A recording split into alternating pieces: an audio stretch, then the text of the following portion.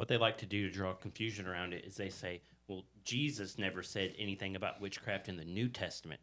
That's what they like to say, which is, I mean, that's the logical fallacy. You know, I mean, drawing off of omission, what somebody didn't say. The list of things that Jesus didn't say in the New Testament is large. And it's what we're saying, all that stuff is open to people. Of course it's not. But what you have to keep in mind, and what these people fail to keep in mind, is that Jesus is one of the triune members of the Godhead, right? So every time in the Old Testament God speaks, including everything you just said, Jesus is speaking.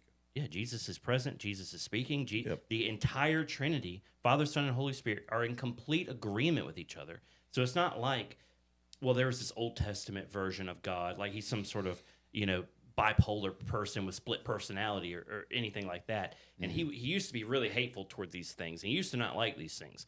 And now Jesus has come along, and now he's really nice, and he's really he's understanding, he's accepting of these things. No, Jesus is very unaccepting of witchcraft. Like when he's claiming to be God in the New Testament, which he is, he's tying himself to everything Yahweh's already said in the Old Testament. He's not ever drawing any sort of differences with it. And then even in the ministry of the apostles, they echo all of this stuff back from the Old Testament when they talk about hell and who's going to be there and why they're going to be there and that these things are bad. The apostles go and deal with this stuff in Samaria.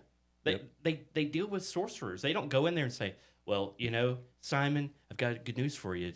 Jesus has came. And the Old Testament God wasn't okay with you doing sorcery, but Jesus is, man.